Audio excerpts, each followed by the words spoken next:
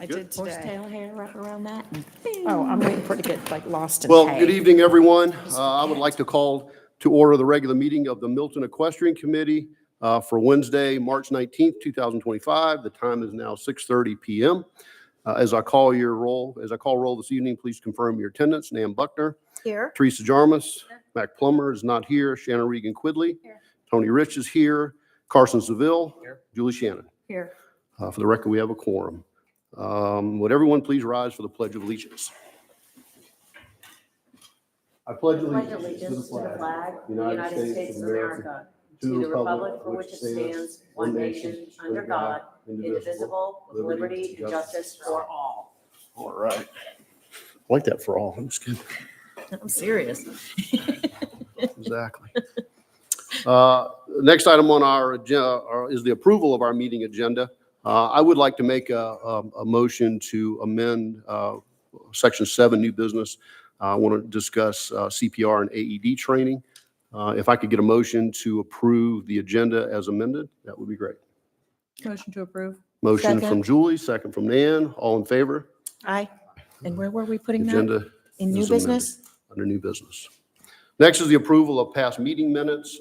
Assuming everyone's had a chance to review the minutes, could I please get a motion and a second to approve the meeting minutes from the February 2025 meeting? Approve. First from Ms. Regan Quidley. Second. Second one from Mr. Seville. All in favor, say aye. Aye. Aye. All right, that passes unanimously. Emily, do we have any public comment tonight? We do. Great. Let me read this for everybody. General public comment is a time for the citizens to share information with the Milton Equestrian Committee and to provide input and opinions on any matter that is not scheduled on tonight's agenda. Each citizen who chooses to participate in public comment must complete a comment card and submit it to the city liaison prior to the agenda item being called. When your name is called, please come forward and speak into the microphone, stating your name and address for the record. You'll have 5 minutes for remarks. The city encourages you to review the agenda before you speak. Emily, could you please call the first public comment? Our first public comment is Lisa Schipple.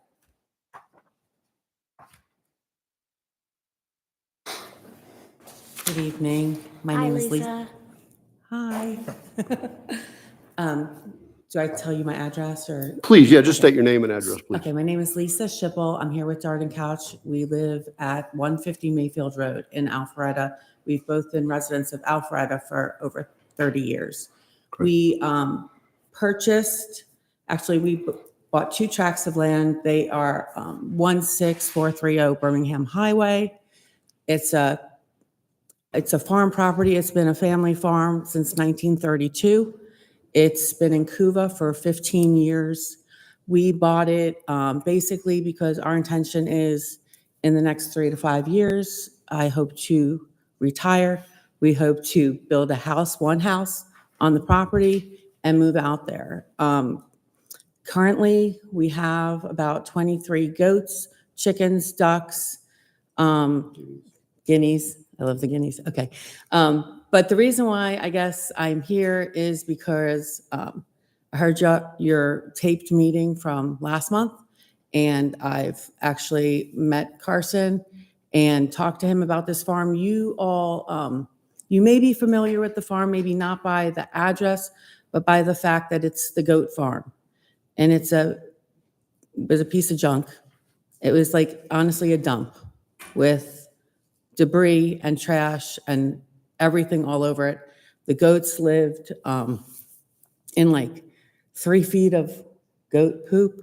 I mean, it was gross. And we've come in and we've cleaned it up to a point. We are, we're just here really to talk to you about this farm. We want to keep it a farm. We are not sure that with things that the city wants us to do on the property that we'll actually be able to keep it as a farm and move there one day. We've already spent, I'm not kidding you, and this is just on cleanup, about $100,000. We probably have $100,000 more in just like cleanup before we get into fixing the barn structures, which is the other thing we want to do. There's dilapidated farm structures on the house. Mind you, this farm has been here since the 30s. So it was part of a 110-acre farm that's been sold off to Blue Valley, Mayfair Estates, and all the surrounding subdivisions. And what we have left, the 8.5 acres, is all that's left of the farm. And we're hoping really that we can keep it as Four Branches Farm, but we're not so sure. So we just wanted to talk to you about the fact that we thought that we could buy this piece of property and turn it into our home site, keep livestock on the property. A lot of the city requirements for this property, we're being told, are, I just don't understand them because I don't understand how they work on a farm. They don't work on a farm. And when I said that some of the things that we're being told about what to do on this farm don't work because I have livestock, I was told maybe I should get rid of the livestock. And so, sorry. If you asked me 20 years ago if I'd have livestock, I wouldn't think I'd be here today, but I do. And so, sorry. I'm hoping time. that You're doing great. I'm hoping that Okay. one day in the future that we have a house out there, and I'm not talking about like a mega mansion. I'm talking about like a retirement home for two normal people on 8.5 acres. Sure. But I just don't, I am not sure that that's going to be possible in this city based on the requirements for an existing farm property. And that's all I really have to say. Okay, thank you. Thank you so much for being here. We really appreciate it. Emily, could you please call the next speaker? Our next public comment is Christy Hayes.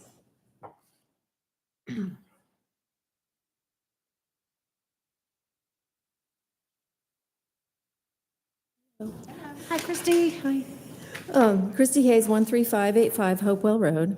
I'm speaking tonight about the large lot incentives. Despite Milton Municipal Code Section 64213 and UDC Code 8.8.14, which state that a home, occupation, and accessory buildings is limited to members of the resident family, there are a handful of short-term rentals already operating within the city of Milton. An APN Media article dated March 13th, 2025 by reporter John Wilcox explained that short-term rentals offered through online platforms like Airbnb and others pay hotel taxes in Georgia in accordance with a 2021 state law. These online platforms collect the taxes and pay them to the appropriate government entity. What has Milton done with that money the companies have sent on behalf of these illegal short-term rentals, and why hasn't the city of Milton shut them down? I would guess the money is sitting in a fund waiting to be spent as soon as they can amend the ordinance to allow short-term rentals, and in my opinion, the city is using large lot incentives to achieve this goal. Milton only has one hotel, and they want to increase the base for this lucrative income stream at the expense of large lot owners and their unsuspecting neighbors. My husband and I own a little less than 7 acres in Milton, and we have horses on our property. As members of the Equestrian Committee, I would imagine you're in this similar situation. Are you or anyone you know pining for short-term rental on your property or your adjacent neighbors?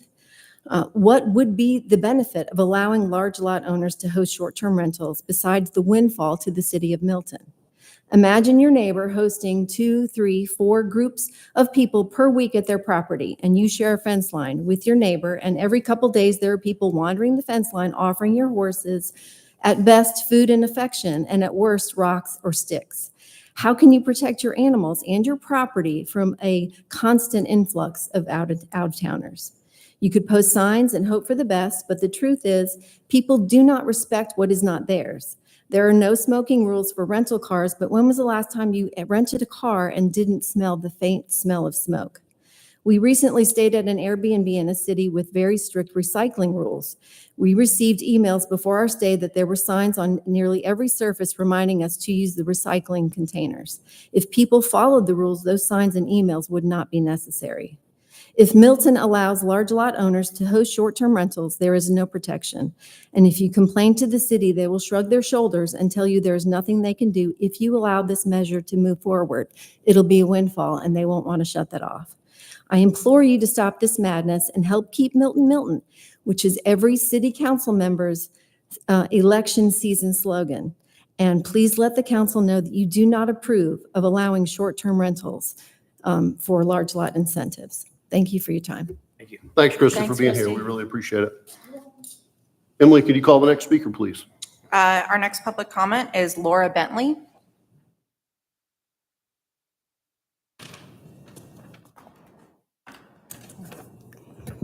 Hey there. Hey. Good to Hi, see y'all. Laura. I'm Laura Bentley, 2500 Bethany Church Road. Thank you guys for sitting up here week after week. And I know what that's like, and I know this is only a fraction of your time spent, so thank you. I sincerely appreciate that. I also thank staff and for their work to put together a plan to try to save the larger lots. I appreciate that. I'm here because I care about Milton, and from the minute we moved here, I knew it was special, and it didn't take me long to realize that it's special because of our farms. That's what brought us here. So that's what brings me here tonight, because as a community advocate, especially in the area of land use, I couldn't sit this one out, because you guys know, you have farms. I am a horse farmer here for 20 years. And land use is really important to equestrians. If you don't leave here with anything else, I definitely oppose short-term rentals as an incentive. It's not even regulated currently in Milton. And so I want to go through with you some of my experiences having one next to me. And some of you I texted a video to. If you're not on Facebook, you probably can't open it, so I apologize for that. I can get it to you in some form or fashion. I can play it tonight, but it's a loud video of my neighbor's Airbnb guest. Not even on 4th of July. It was the worst kind, right? Random, not even expected. It was in, not at night, nothing. The horses were out, and yeah, they got hurt. It's very hard to educate people that are here for 3 nights. And I'm all about working with my neighbors and educating them and let them understand what they do and the consequences. I've done that for 20 years and it works. And y'all are doing a great job of that with the fireworks initiative and social media. And it is helping a ton. But you cannot reach people that aren't vested in this community. They don't understand that. Some of my other observations are also people rent houses to put a lot of people in them. It's economical. It's a great place to stay, to go out and have a nightlife. So when the parties start and it's not regulated, it's really hard. You as a neighbor, you're put in the situation of calling the police. I know we don't like to do that, but that's what you have to do. I witnessed street racing cars coming in on trailers, and they unloaded the cars and raced our streets all night long because we have great streets to race on. That's why they came here. Trash. For 3 weeks, we couldn't get to our house because there was trash. There's a lot of trash with short-term rentals. Some are well-run. I'm not saying not to have them. I'm just saying we need to get a handle on this, regulate them first. If you're an equestrian and you have a business license and you pay a tax to teach riding lessons, we need to have the short-term rentals paying a tax to operate here as well. Often the property owners don't reside on the property, so you can't reach them to have a conversation. You're already at an emergency level. Some of my, moving past that, and if you want to see the video, I'd be happy to share it. It was a renter or a guest that shot off fireworks, and it was very close to the house. You could tell that is not a homeowner. You would never do that. I'm surprised it didn't start a fire. The last part of my comments relate to suggestions, like what can we do as farm owners? In 2018, we filled this 30 room. seconds. How many? 30. We filled this room with a KUVA workshop. And from that workshop, we got 4 more applications. There are a lot of people in the city that don't have KUVAs, and there are some that do, that shouldn't. I would suggest that. I would suggest a staff member that is an expert in CUVA applications. And if we, as green space owners, don't get to use the green space, we're really struggling to get it open, then give us the green space tax bond back. Don't charge us. Okay? Thank you. Thanks, Laura, for Thanks, being here. Laura. We really appreciate it. Emily, please call the next. Our final public comment is Mary Cronk.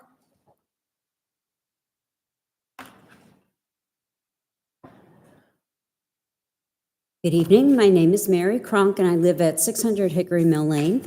And I've been following the large lot incentive discussions online, and I appreciate the feedback you're giving to staff and all the time you're putting into it. In one of the meetings, you all requested or wondered if there was any public comment, so here I am to give you some suggestions. My first suggestion would be to focus on maximizing the currently available large lot incentives, including CUVAs. First, before adding additional incentives.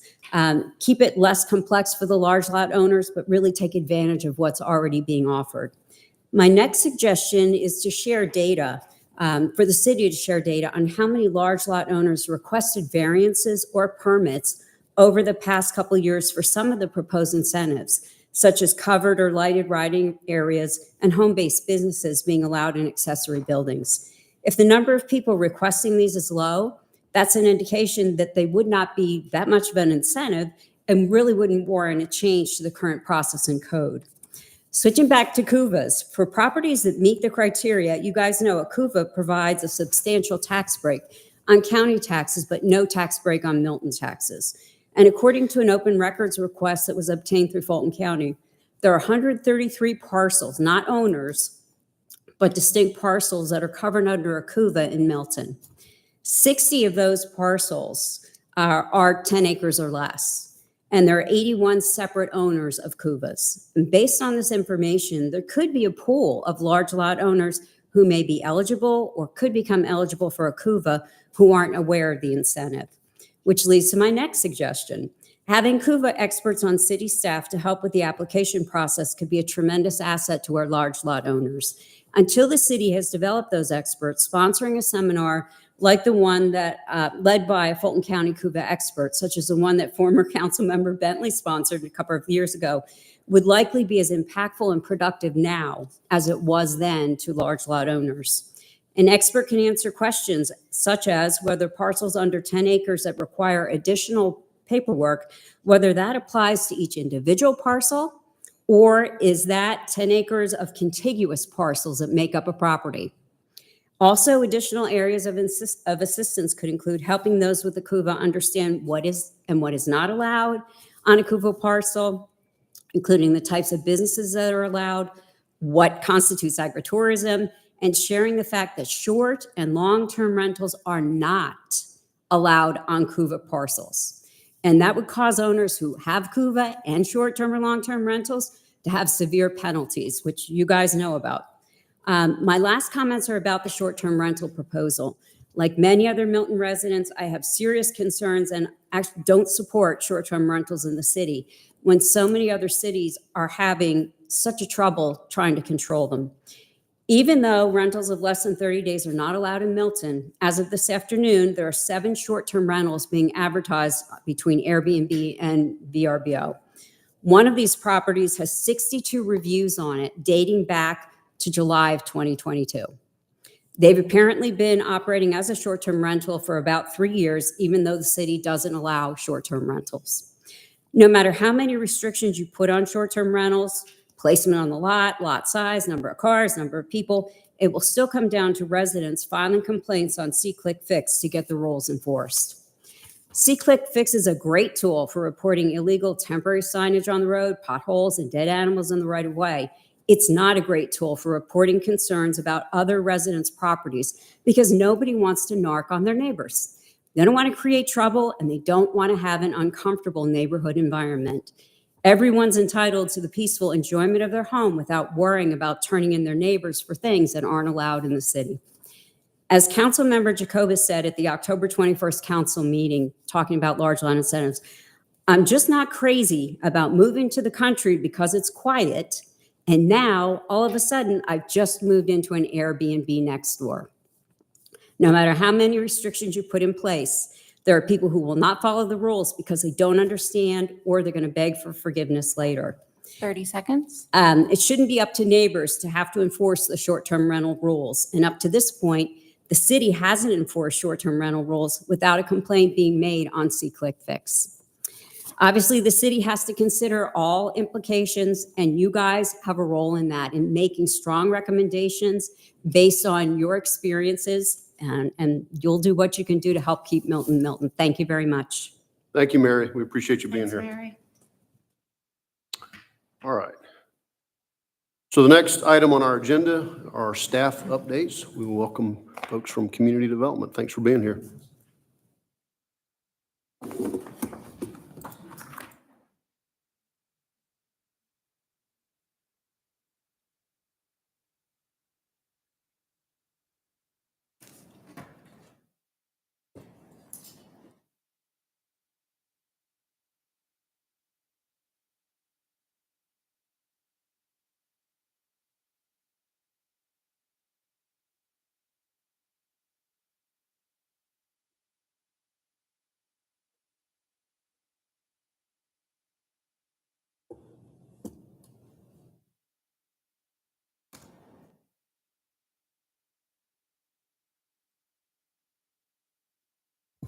Good evening, Mr. Chairman, members of the Equestrian Committee. My name is Diana Wheeler. I'm the Interim Community Development Director. Happy to be here this evening to talk about our large lot incentive project. And this is something that is ongoing. We've talked about the project before. And so I'm just going to provide you with a little bit of an update, and then we'll move on. We're going to talk about large lot incentives. In particular, this evening, we're going to talk about stormwater runoff reduction, best management practices, and ultimately what the incentives that we are recommending with regard to just stormwater runoff reduction. Our ultimate goal for this project is to present to the City Council a list of incentives, hopefully a very robust list of all the incentives we've looked at, we've discussed. And then we'll present to them a shorter list of those things that the Equestrian Committee recommends that the council adopt. And so it's a process. It will take some time, but we would like to talk about all the things that we can think of, all the things that you can think of as well, and our community, to try to provide as much input so that we have explored all the possibilities. Some things are going to work out well, other things will be discarded. But at the end of the day, we hope to look at every possible thing that we can think of to try to preserve large lots within the city of Milton. So we started off by talking about the difference between AG exempt properties and then the creation of a separate category called hobby farms. And the reason we wanted to do this is because AG exempt is a product of a state regulation and definition. And it's one that we don't have any control over, and it doesn't necessarily apply perfectly to Milton. So if we craft our own definition of hobby farm and what that entails and what it means, we can capture more of the community in that and provide incentives to essentially a wider audience that is specific to Milton. We're also this evening going to talk about stormwater credits and special design considerations. And in the future, we're going to talk about some other things. And I've listed a few things that we have, like allowing accessory buildings in front yards, covered riding areas, home-based businesses, buffers, even short-term rentals, and waiver of business license fee for horse farms. It's not because we advocate for these things, but only because they're all worthy of discussion. And ultimately, it might be that none of these things get recommended or other things get recommended, but we certainly want to have that conversation. We want to hear from everybody, your thoughts. There are pros, there are going to be cons about every one, and then your recommendation will capture all of that and move forward to the City Council. So after we've done all that, we'll be looking to you to offer some ideas. Maybe you have some ideas for incentives. Hopefully you do. Things that you feel would motivate people to want to keep their large lots and prevent the division of property into smaller subdivisions. So it's going to be a process. We're going to take the time that we need, but ultimately what we'll have is something that hopefully will be useful, that the council will then be able to turn into regulations that will benefit our community.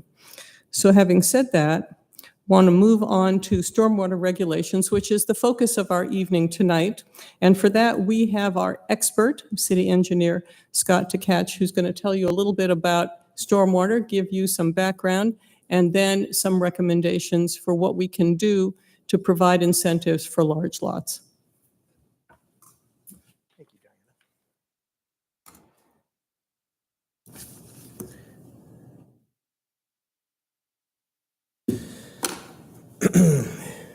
So good evening, Mr. Chairman, Equestrian Committee. My name is Scott Tkach. My last name's nationality is Klingon, in case you were wondering.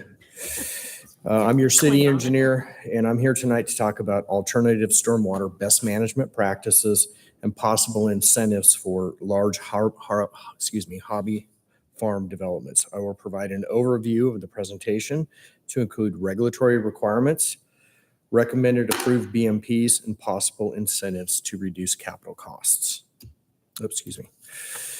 Why we're here, or why I'm here, is City Council asked staff to look at stormwater incentives that still adhere to the mandated regulatory requirements, but reduce the drainage infrastructure capital costs. In this presentation, staff will provide recommendations to the committee for these incentives, as well as BMPs that fit this criteria. And staff is looking for direction from this committee if possible. This is an outline of the presentation, so I'm going to cover regulatory requirements first, evolution of stormwater requirements in the state of Georgia, treatment train and detention pond, hobby farm drainage incentives, BMP descriptions, incentives, and then open it up for questions and comments. So under the 1972 Clean Water Act that Congress passed, we are required to have a National Pollution Discharge Elimination Permit that is regulated through a municipal separate storm sewer permit. And I want to apologize in advance for all the acronyms you're going to hear relative to stormwater. We, I think, are in our third cycle for our stormwater permit. We recently got a new permit in 2023. It's valid for 5 years, and that will take us through 2028, and then we'll have to get another permit for another 5 years. No cities or counties are exempt from having this MS4 permit. By the way, that stands for Municipal Separate Storm Sewer. It regulates stormwater conveyance systems that are owned and operated by cities, counties, and states. This encompasses both existing public infrastructure as well as new development projects. It regulates stormwater conveyance systems that are owned and operated by, as I said, both cities and counties, and that really, to get down to the brass tacks or the nuts and bolts, we are required to regulate the collection, the conveyance, the treatment, the discharge of all stormwater infrastructure in the city. So that's pipes, catch basins, manholes, ditches, retention, detention ponds, water quality treatment facilities, etc. And under that permit, we are required to report our activities and progress for that permit every year annually, and we are audited. So it also factors into our ability to be an LI, or not an LID, trying to think of the term, an LIA, a local issuing authority, which means that we can permit our own and review our own LDPs and land development permits. If we get audited and found to be out of compliance, there's a possibility we could lose that. And so that means the county would be reviewing those plans, and obviously staff doesn't want that. So under that, that program,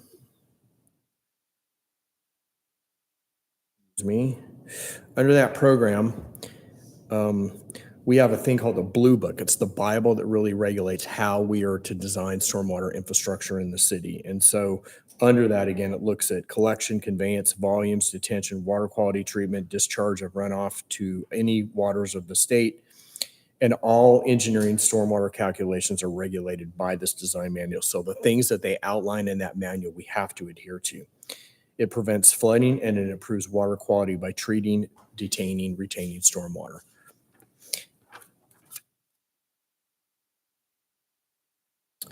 In terms of the evolution of the stormwater requirements nationally, as well as in the state of Georgia, over time, the regulations have increased in their stringency and their number. However, one of the takeaways I'd like you to think about as you walk away from this evening is that this regulation controls or looks at both the runoff volume as well as the runoff rate. And without insulting anybody's intelligence, a volume would be something like a cubic yard, like 5,000 cubic yards would be a volume. A rate would be something like 5 feet per second. And so we're required to regulate or design for both of those parameters. And sometimes they're in conflict. And so we have to find that balancing act. And as these regulations have evolved, volume control is now the controlling regulation that we have to meet. When the Clean Water Act came out and these permits first came out, the water quality was the driving factor. That has flipped and now it's the volume. So the flooding is the bigger criteria that we have to look at. This is a cartoon I put together that hopefully provides a pretty good overview of what we're trying to accomplish. So if you go from left to right on the graphic, stormwater runoff would come into the pretreatment area. That's where you would get total suspended solids, dirt that would settle out. And that's the water quality treatment. And then it would go into the main treatment area, which is where you hold the volume and you regulate that out at the pre-developed rate. So the way that the regulations read, it says if you have, for example, a 5-acre site and you model it hydraulically, you cannot exceed the rate. The pre-developed rate has to match the post-developed rate. So if I have 5 acres and I go and I pave 2 acres of it, obviously that runoff rate is going to change. The volume would remain the same, but the rate would change. So that's why we have to have these generally detention ponds to be able to hold that water and then meter it out.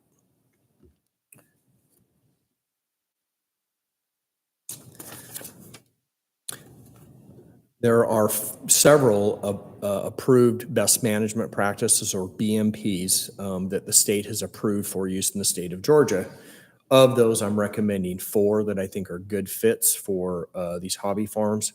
I also want to talk about floodplain exclusions, conservation easements, and discharges to streams and lakes as potential incentives.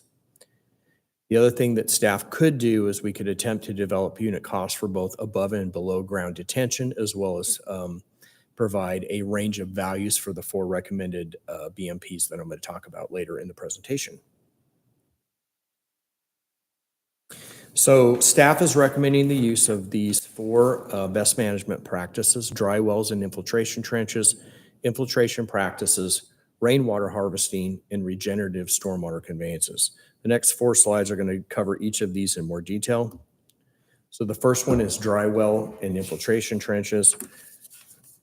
Basically what that is a perforated pipe. That means a pipe with holes in it. You put it in the ground and then you put rocks around it and you put a geotextile fabric around that to keep the fines out. If you look at the graphic on the slide, that black material on the outside edge is the geotextile fabric. So you'd wrap the rock in that. So you could have a dry well, which is a pipe that goes down vertically, or you could have an infiltration trench, which is a pipe that's laid out horizontally.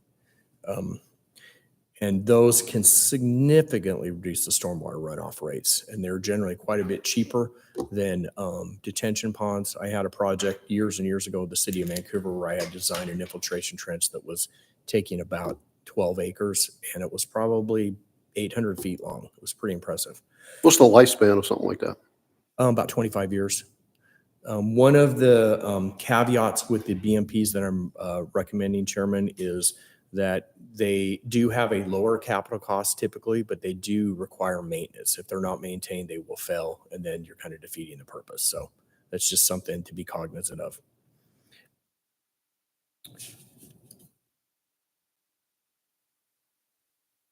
The next BMP that I'm recommending is infiltration practices. This is basically a trench that you would go dig. You'd put a perforated pipe on the bottom.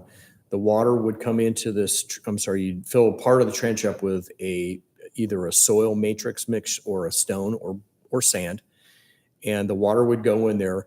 That soil matrix or stone or sand would have some voids in the volume between those particles and has some storage volume. And then you're going to have water that sits on top of that. So again, I think these are a pretty good fit. They're not that expensive. They do have some issues with clogging. So again, they have to be maintained, and they can be a mosquito breeding ground. If the water is stagnant, then the larvae can proliferate. If you have some movement of that water, then they can't. And I had the opportunity to deal with that in Phoenix with West Nile virus years ago. The next one is rainwater harvesting. So that's basically where you would capture the runoff from your roofs, potentially your driveways, and you could put that into a tank and can be used for irrigation. It's a non-potable source. You could treat it, but generally it's a non-potable source. Again, these require some level of maintenance above and beyond what you might see in a typical detention pond. And then finally, my favorite is regenerative stormwater conveyances, or RSCs. Basically, it's a ditch, and the ditch cannot have too much of the longitudinal slope can't be too steep. It's got to be somewhere probably between about 2% and maybe 6%, maybe 8% on the outside. But what happens in these ditches is you put in these rock check dams. And so the water will come in and fill up the first little cell, go over the rock check dam, fill up the next cell, go over the next one, go over the next one. I like these because they provide both water quality treatment, because in that first 6-month storm flush event, you get the water like in a typical parking lot that would adsorb to the grass. And when you cut the grass, those hydrocarbons are removed. So it provides some level of water quality, and it also provides the detention that we're looking for. So something like this would be a great use along, say, a long driveway. Right. Again, they do require maintenance. In terms of the incentives, I would like to talk about conservation easements. So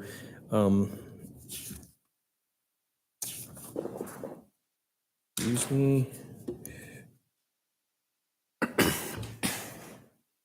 These conservation easements would be, again, not insulting anyone's intelligence. If you have a conservation easement, it's an easement that's set aside on a piece of property that says you cannot develop in this area.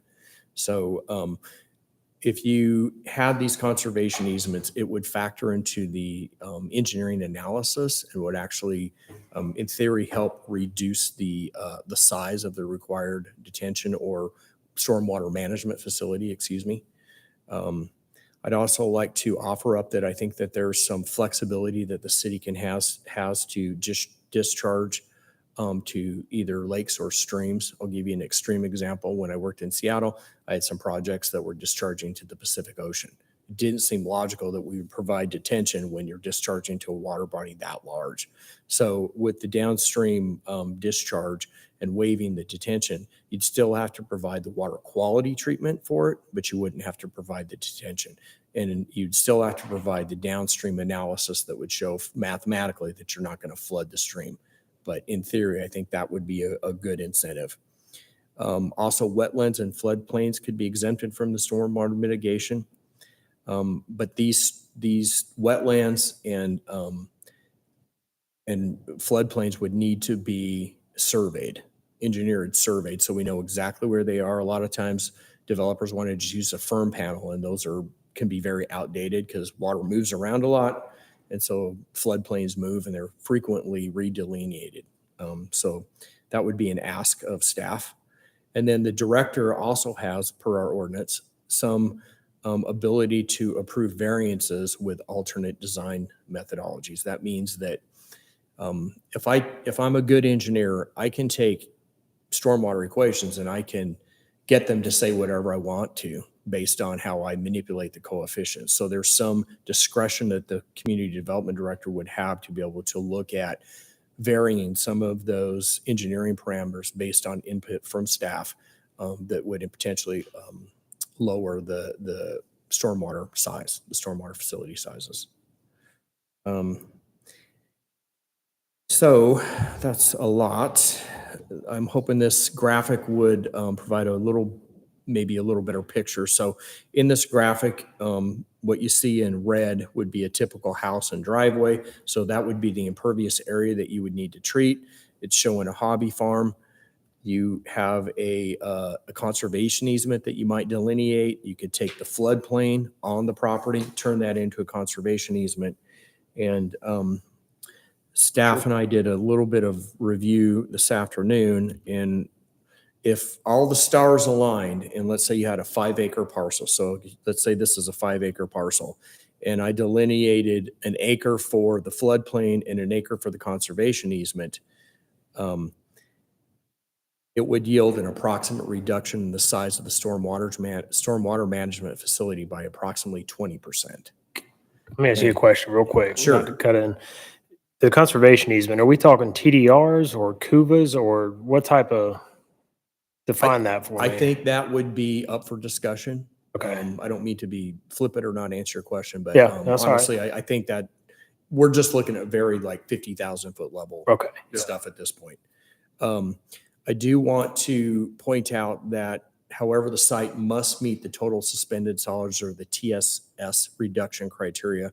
So on the bottom of the slide, there's a little spreadsheet. This is actually a massive spreadsheet that engineers are required to use when designing stormwater infrastructure in the state of Georgia. And there are coefficient requirements within that spreadsheet, like soil type, topography, vegetative cover, hydrology, which would be various storm events. And so as long as those things all line up, we think that we could probably achieve about a 20% reduction in the size of some of those stormwater management facilities. Great. So having said all that, I'd like to open it up for questions, please. Well, my first question is, can I get a copy of this? Yeah. Because Absolutely. I need to study to understand half of this stuff. Sure. So that would be great to be able to look at this, take my time, and maybe, give you a call or have Absolutely. any questions that we might have. But I mean, this is great. I think it really, Yeah, and I appreciate it. It is very complicated. There's a lot to this. yeah. So It's interesting though. I'm really interested in the part about discharging into lakes and streams because I always heard that was so scrutinized at the state level and maybe, beyond. and again, I think you still have to meet the water quality treatment requirement. So Right. however you do that, there's mechanical systems you could put in, there's bioswales, there's things like that.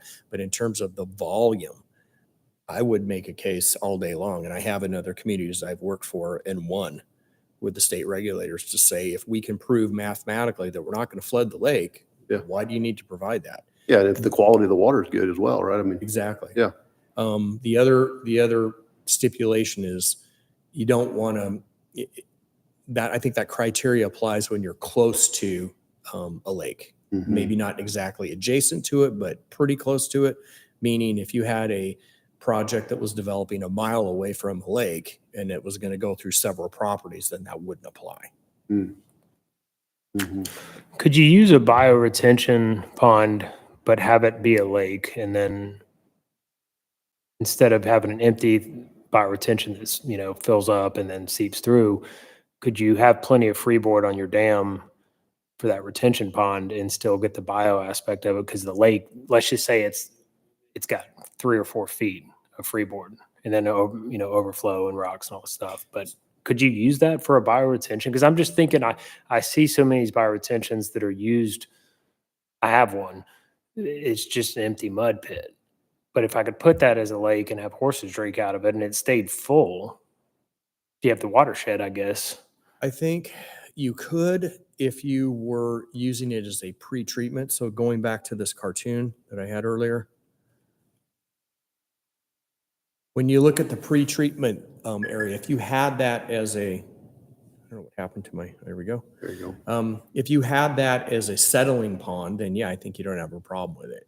But again, if you're talking about using a lake as a pre-treatment, the state is not going to look on that favorably. As a matter of fact, we used to have detention ponds that were called in-stream detention ponds, where they were just go take a stream and they'd excavate a larger area, knowing that they'd have some volume that they were going to detain, but the state doesn't allow us to do that anymore. Mhm. So where does the outlet structure at the very end of the process, where does that go? So a lot of times that would go into some outfall, like usually a stream or a creek or a tributary Right. or a lake. Mm-hmm. Okay. All right. All right, I got a couple questions for you. Sure. So, and then we can keep these short. I don't want to keep everybody here all night. Thank you. Gravel's impervious, right? Correct. Would existing gravel and then putting new gravel on it be new impervious? I understand. Old gravel road, let's say. It's a gravel road is considered, so we have to model the surface type, and it's called the CN number, a CN coefficient. So like, for example, asphalt has a CN coefficient of about 99, 98. Gravel probably has something closer to 70. An undeveloped piece of dirt probably has a coefficient closer to 50, 55. Right. And so that's how we have to look at that. If gravel is deemed by the state to be impervious. And I agree it's impervious, but I'm saying if you had, let's say I had a gravel road going to my barn and it was just getting muddy and rutted up and I put new gravel on it, would that be new impervious surface or would No, that'd would be a existing? that would be a maintenance Okay. activity. Because I've heard that come up. And just to make the point, Savell? Yeah. Mr. Savell? Yeah. We have gravel roads in the city. We have to I maintain live on those. one. Those fall apart every year and we don't Yeah. have to go get a permit to maintain those. Yeah. I'm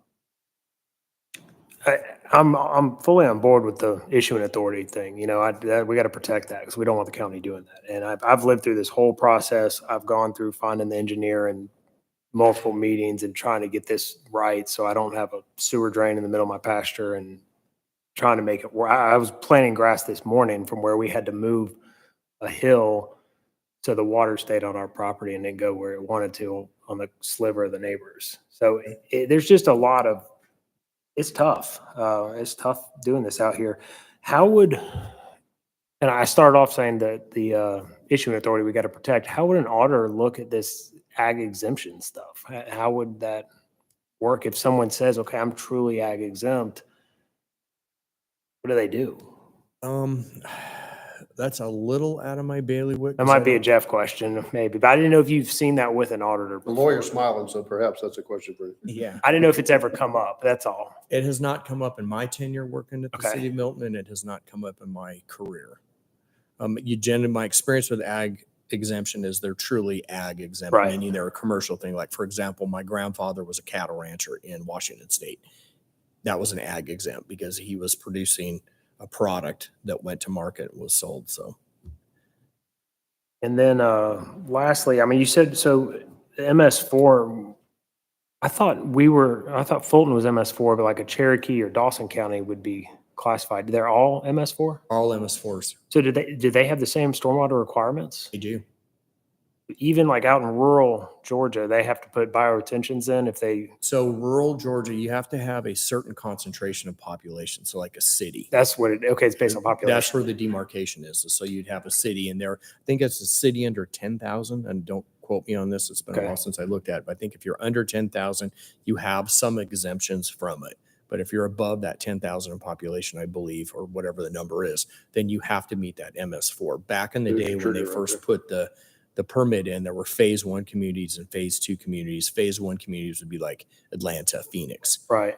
Phase 2 communities would be like Milton. And so all these communities across the United States have to have this MS4 permit.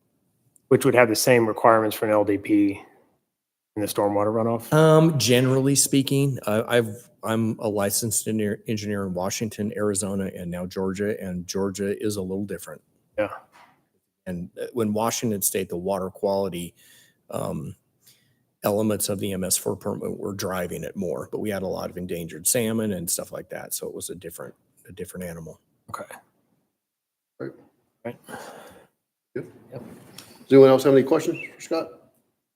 This is great. Thank you for being here. This Thank you was very much. huge help. Scott?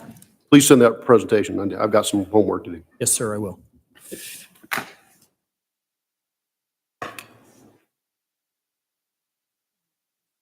Donna, do you have anything else?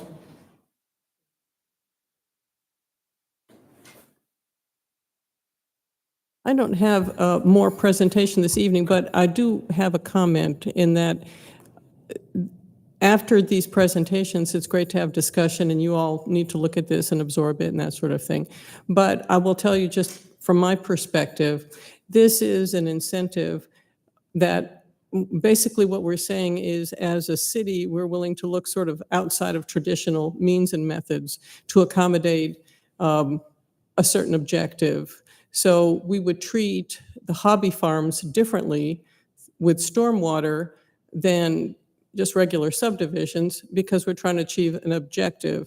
And going out of the box and thinking differently and being creative and that sort of thing, which we don't normally do in order to do that, is not something that actually costs the city any money, and it actually saves people real dollars. So this is one of those incentives, it seems to me at least, that it has a lot of benefit without a lot of downside. And so that's something that might be worth, raising to a higher level in terms of ultimately what might be a recommendation. So just food for thought as you're going through this presentation. When you're doing sort of a mental cost-benefit analysis, this one has almost no cost, high benefit. Something to think about. No, thanks for sharing that. I think one of my questions that I'm still trying to get my head around is the whole ag definition. We've talked about it on a few different occasions. The word commercial keeps getting brought up, but I don't think there's anywhere in the state code that really uses that word as a differentiator between a non-commercial ag use. So when we start talking about hobby farms, I'm really interested to understand, like, what is really the difference, legally speaking, between a hobby farm and an ag property? Because tell me if I'm wrong, if you're feeding animals, livestock, chickens, whatever, doesn't matter how many acres you have. It could be a hobby farm or it could be a real ag use. Legally speaking, is there a difference? I think the burden is on us to quantify what we envision as the difference. Right. And really the difference is sort of in an order of magnitude. When you're talking about ag exempt, you're talking about major production of something or major activity in something. And the hobby farm is a smaller order of magnitude of all of those things, but not necessarily at the larger scale. And that's what we're trying to differentiate. But it's our responsibility to bring back to you a way to quantify that and explain what that means. Because ultimately, we're going to have to create checklists when people apply for certain things in order to get incentives. We're going to have a way to evaluate those and make sure that they comply with either this list over here or that list over there. Right. And so we have some research that we have to do in order to try to determine what hobby farms look like in Milton in terms of not necessarily acreage, but what do they produce? What are the quantities? And then when we look at the real agricultural industry, what kind of volumes do they produce? And, on the type of scale that they have, to be able to make that distinction. Because at the end of the day, what we're trying to do is be as inclusive as possible for Milton properties, but not necessarily accommodate things that don't exist in our community. Okay, no, I get that. It would probably prove helpful at some point if we were to look at a handful of case studies and try to identify a property perhaps that you could say this is a hobby farm, but does not qualify as ag. Right. That would be a really interesting exercise to go through because. And vice versa. And vice versa. It just seems to me, based on what I've heard so far, that if someone has 5 acres and they have 2 horses and a goat, legally speaking, they qualify as ag. And if we can offer more incentive as a hobby farm potentially than the ag designation offers, then that sounds like a great exercise. I just need to look at a few examples and try to understand that. And that's the difficulty we've had with the state definition, is that it's so broad. It incorporates a whole range of different activities from the very small to the very large. It doesn't really capture what we have in Milton. And so rather than try to modify the state definition, which we don't have the authority to do, Right. It behooves us to create our own definition for what actually exists in Milton and not worry about what the state is saying, but look at what we need for our own community and try to craft that language that we actually can control. I get that. I just, it seems to me like I would say the large majority of farms in Milton would fall into the hobby farm designation. I mean, there really aren't that many farms in Milton that qualify as really large scale agricultural operations. I mean, there are some bigger farms, obviously, and some smaller farms, but as far as what they do, I don't think there's a huge difference. So this is a good exercise, and I'm learning. I think we're all learning as we go. So thanks for being here and sharing all that with us. Thank you. All right. I got one more question for Scott, if that's okay. Sorry, making you get up and down. This is just an idea I was thinking of, and the city might already do this. But is there any way, and I know every property is different, but is there a list that, say somebody comes in and says, I want to build a farm or I want to clear this land? They could send their engineer this list. Hey, these are our requirements. And the engineer should know it. But I remember coming and going and revising our engineering plans, and I'm sitting there just stroking checks. And is there a way to say, hey, you know what is required? Here's the list. Make sure all these items are checked so that when we have that sit-down meeting looking at the plans. We do. We have checklists that we follow. And so Yeah. when we do plan reviews, we send those checklists back out. And Yeah. I don't work in the community development department. I'm in the public works. So there's a Right. little bit of crossover there. So I don't have the intimate knowledge of the day-to-day workings of community development, but generally you'd have a checklist and you would send that out when you review a set of plans. You'd send that back to the engineer and you'd say, you got this incorrect, or we agree with you on this or whatever. And they have to send that checklist back and say, yeah, we've addressed your issue, or we didn't address your issue because of these reasons. In other communities, I've even gone so far as to develop a templated hydraulic report, hydrologic and hydraulic report that lays out everything that you wanted to do, even down to the AutoCAD shape files, the line type, everything, because I've been in communities where I had to manage sewer and water infrastructure as well. Yeah. And so we need to be able to plug that into those models. And I didn't want to have to scrub every engineer's work. And so the city of Milton is not at that level of sophistication yet. It's not that we couldn't do that, but generally I believe we do provide checklists. Oh yeah, they definitely do checklists. It's tough because every property is different. It is. So you can't just say, here's exactly what to do. And relative to stormwater, as a young engineer, I wanted to gravitate towards the rules for stormwater design, because you want to hang your hat on something. As you get more experience in that field, it becomes more of an art, because of the point you're making is that every property is different. The topography is different. The soil could be different, blah, blah, blah. So, I agree. It's challenging. Okay. But, I can certainly discuss that with ComDev, and if there's something that we could do to. Yeah, I mean, me and Jerry talk a good bit, and he does a good job. He knows his stuff, and I'll call him randomly and ask him questions. It's just on my mind, and got my blue card, by the way. Okay, good. Through the process.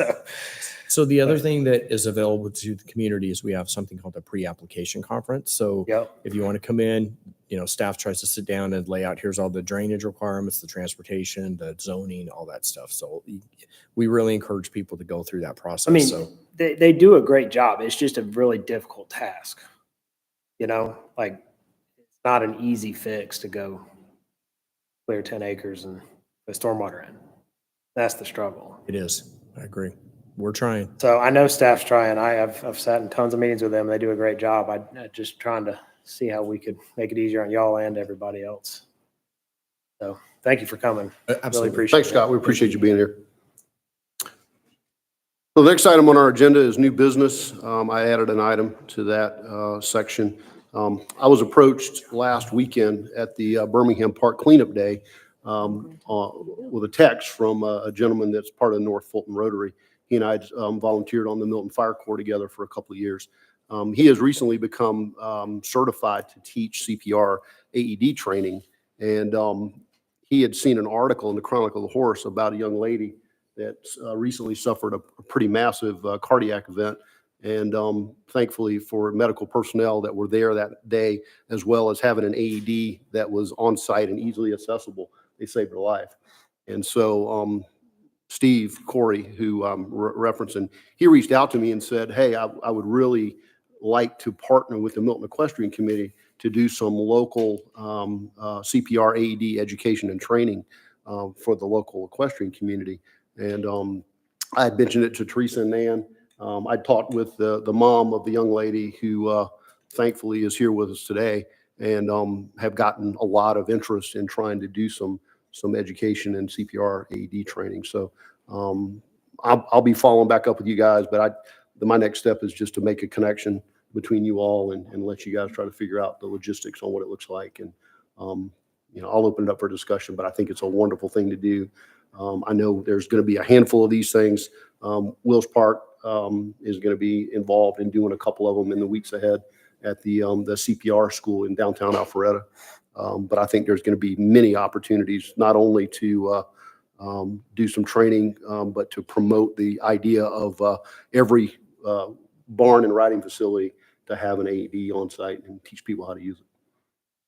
So love thoughts, comments. If not, we'll keep you in the loop on it.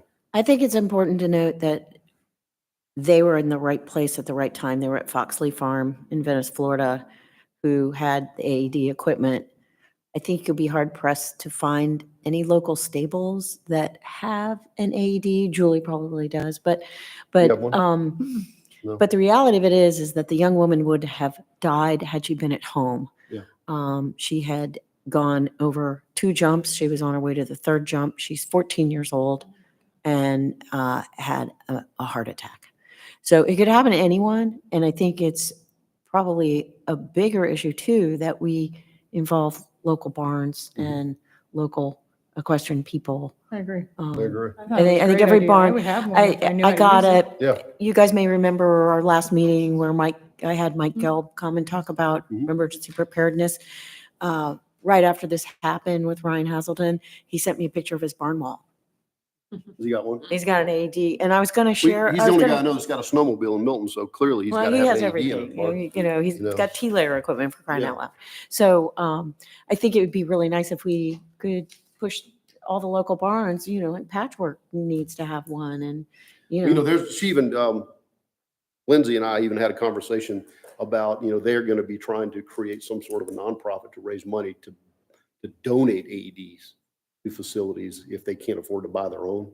And there's potentially the idea of doing a volume purchase to reduce the cost. yeah. Because, they're not inexpensive. I mean, they are expensive, but Mhm. I mean, after I heard the story, it's like, sign me up. We'll hang one in my barn. And I think it's a Well, no-brainer. it's a If I know good- how to use it and I can get one and, and learn how important it is to have one on site, it just seems like, to me, it's like having a fire extinguisher in your barn. It's kind of a no-brainer. It's a good project, and you guys, I don't know if you remember, 20 years ago, the Georgia Hunter Jumper Association Juniors that was their community service project where they actually got a sling. They raised all the money through, bake sales or whatever they did, braiding, I don't know. But they were able to provide, what was it? Fulton, we didn't have Milton then. It was, It was North Fulton. yeah, Fulton Police. I don't recall what it was, but they raised the money for that. So I think, we talk about the Girl Scouts and the Boy Scouts helping stuff with Birmingham Park. That's a project we could probably involve them in as well. Mhm. If you do this, I would love for you to rope in Mark Haskins with Yeah. fire. Mhm. Steve, he referenced Mark yesterday when I talked to him. Perfect, because we've been trying to push Pulse Point, which is an app that you can download that you could register an AED.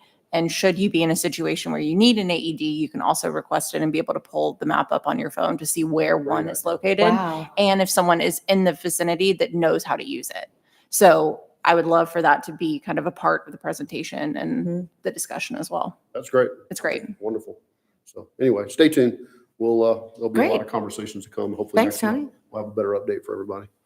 So, all right, next on our agenda is unfinished business. Item A is update on Meet the Neighbors. So I will turn it over to Teresa, Emily, Dan, whoever. Teresa, The squad. Shannon. Thank you all for being here tonight, guys. Thanks, Have a guys. great one. Shannon, Emily, and I got together on a little Zoom call to discuss some of the things coming up to Meet the Neighbors.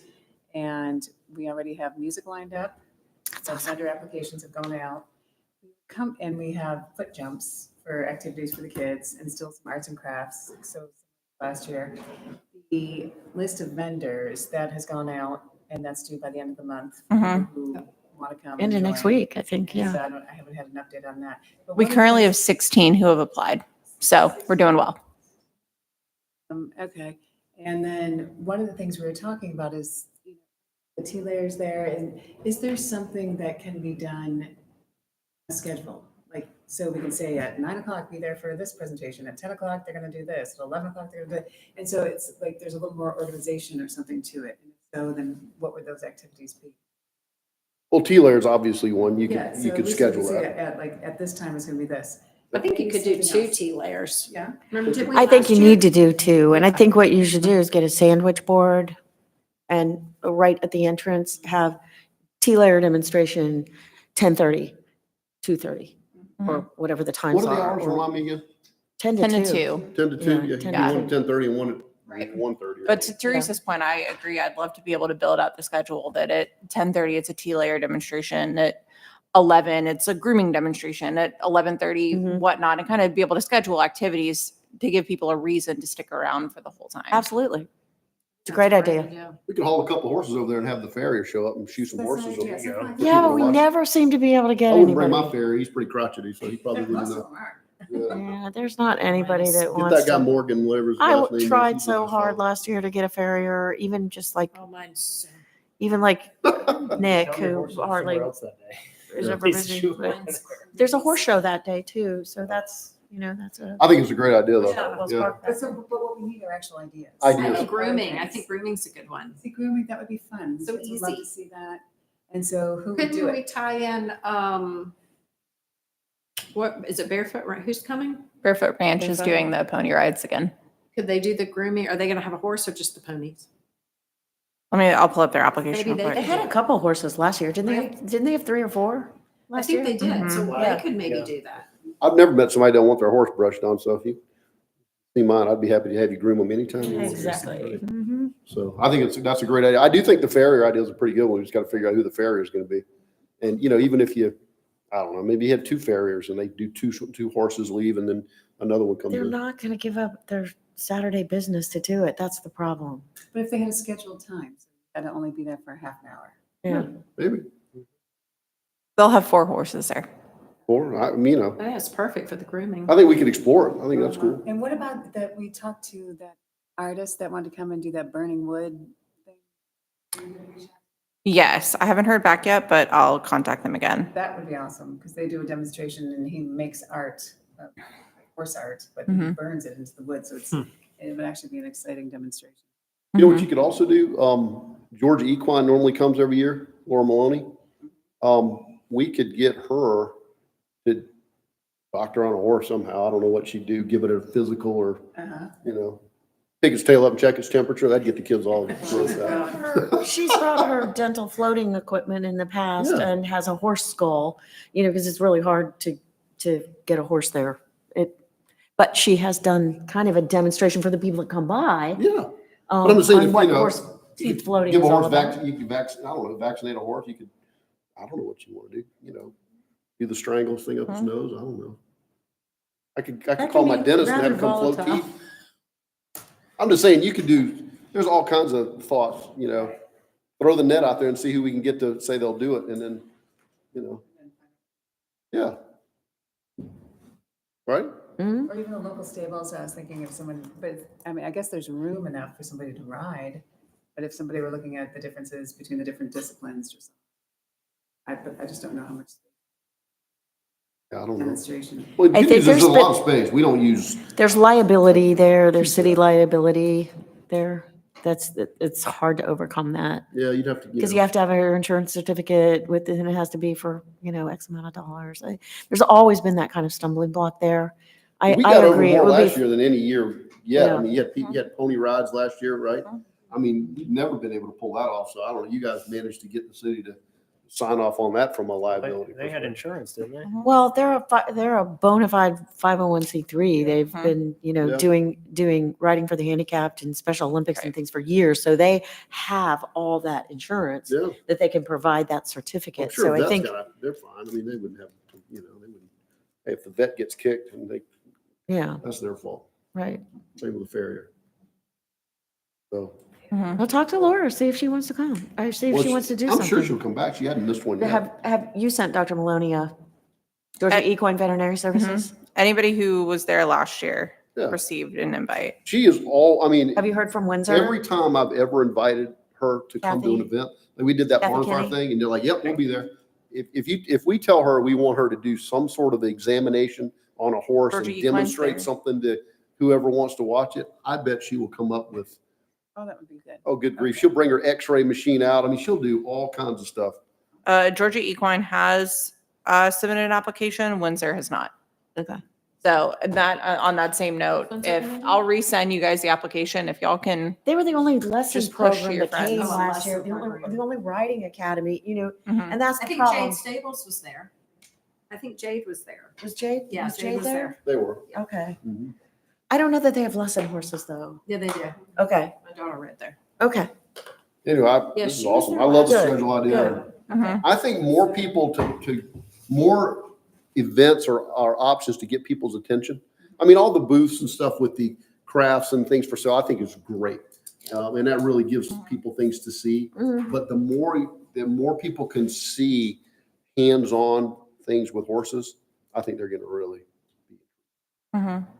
So, Well, I think that's why they come. yeah, I think they're curious. You know, they don't know anything about horses.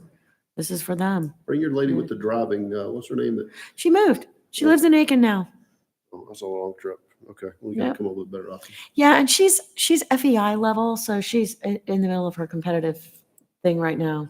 So she is on the FEI emerging drivers list. She'll be competing That's so overseas. cool. She's a 3-star driver, almost That's a big 4-star. Well, anyway, It's a big Teresa, deal. like I had mentioned before, delegate whatever we need to do, whatever you need help with. Well, I think right now it's more just ideas. Okay. Mhm.